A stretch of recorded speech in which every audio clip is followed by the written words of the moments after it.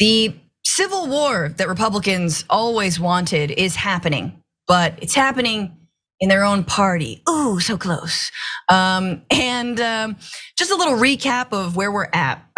Jim Jordan has lost the second round of voting. That was Wednesday after 22 Republicans voted for candidates besides him. That is more Republicans who voted for other candidates than the first vote. And usually you wanna go in the opposite direction, but no. He was 18 votes shy, and the first speaker nominee from the majority of party to get less than 200 votes since 1923. So, he's winning in that sense by losing. It's the biggest loser situation here. Again, that's 22 defections versus 20 defections, and this is breaking. He says he's not running again. Jim Jordan's done. He's out. He's tapped out. 2 was enough, as it seemed like he was going in, again, the wrong direction. His spokesperson, Russell Dye, told reporters after the vote Wednesday that Jordan is gonna keep going, even though nearly 24 Republicans, this is old. He's not gonna keep going. Jordan Dye is wrong, and he didn't keep going. And scene. So there was a lot of reasons that the writing was on the wall. So this is more relevant and recent. He says he's not pursuing that third vote. He's gonna back a plan, however, to expand the legislative powers of Speaker pro tempore Patrick T. McHenry, according to people familiar with the situation who spoke on condition of anonymity. Jordan's dropping his bid, remains the speaker designee, and will reserve the option to hold a speaker vote at any time. What? I don't think I understand that last part, but maybe Mondale can clarify it. But basically, Mondale, where we're at right now is that it seems like the stand-in guy, the speaker pro tempore, who is restricted from doing a lot of things like bringing votes. Like I think he can call committees, but he can't even bring a vote to the floor. They're gonna elevate him because he upsets no one. It's not very clear. However, this is some new reporting from Rob Costa, who actually interviewed the former Speaker Newt Gingrich, who said Speaker pro tempore McHenry is a lot better solution than the gridlock and chaos. He should be empowered this week, and let's get on with people's business. And then John Boehner, also a former speaker, a Republican speaker, tweeted, "I agree." So at least Republicans who are not in power agree that the guy who's not in power should be in power. Mondale, make sense of this for me. Yeah, I mean, you call it the cat show, dog show. It's a clown show.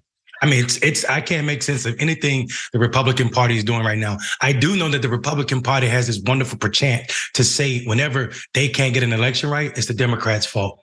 They're running around saying Democrats are trying to ruin democracy because they can't pick a speaker, which is the dumbest thing in the world, except for Republicans are actually buying it. Republicans that are not elected, those who vote for them, is actually buying this ridiculousness. We didn't depend on we didn't depend on Republicans when we were in power to help elect our speaker. So I don't understand what they were expecting. It was gonna be easy for them.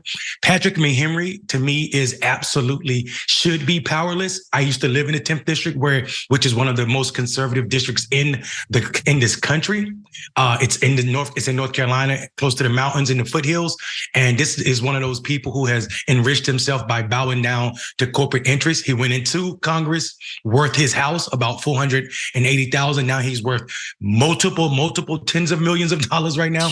This is not a person who has a spine for anything. He's one of those sick conservatives that came in and move around with the Tea Party. So we are not being blessed with Patrick McHenry. Him being limp is the best thing that we can wish for. And when they vote to give him power, if Democrats go along with that, they're gonna wish they didn't, because he's as sick as any other Trump Republican. Right, but he is not as out in front, right? People aren't familiar with him. So I'm really glad that you brought some of those receipts. And I mean, look, that's par for the course, right? In terms of Republicans and even, elected representatives by and large in terms of like enriching themselves and using their positions of power to do so, sadly. But Jim Jordan's going along with this, I guess. Marjorie Greene says she doesn't know why they're doing this, which honestly, I have to double that. Like, I don't know why they would do this. Why not just elect one of your, Klansmen without the baggage, like Scalise or obviously like Jordan. But however, senior Democrats might be supportive of this plan because it at least reopens the government.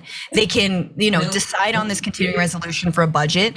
They can avoid a shutdown or try to avoid a shutdown. So we'll see. I don't know, Mondale, can you weigh in here what you think? Do you think Democrats should support this interim, or should they hold the line? And who knows, maybe they F up so bad that Hakeem Jeffries becomes speaker. I think that's absolutely right. Why would you actually do anything other than that? I mean, we could demand so much right now. The idea as it pertains to we're dealing with two wars that these Republicans are not willing to support. And we need help on both of those as it pertains to making sure that we understand that America is not this isolated island. It requires peace in other parts of the world for us to survive and hold on to democracy, not just here, but abroad as well. So I think, holding the line and not supporting any deals as it pertains to Patrick McHenry or any other temporary speaker, I think we should. This is a wonderful opportunity to demand things like this idea that we can actually fund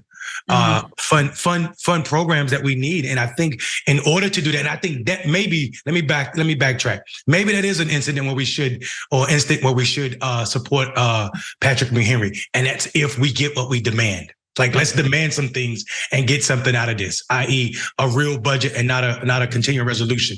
Let's get a budget that's beneficial to people and not corporation. Let's see if we can get that out of them. And that's the only way we partner with them. Other than that, let them swallow.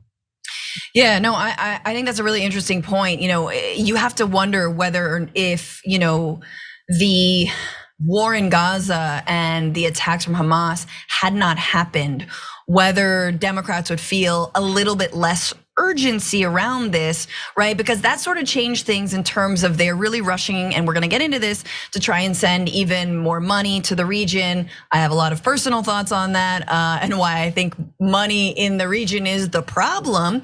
But obviously, you talk about Ukraine, which is, again, an ongoing war in their fight against Russia and Russian aggression.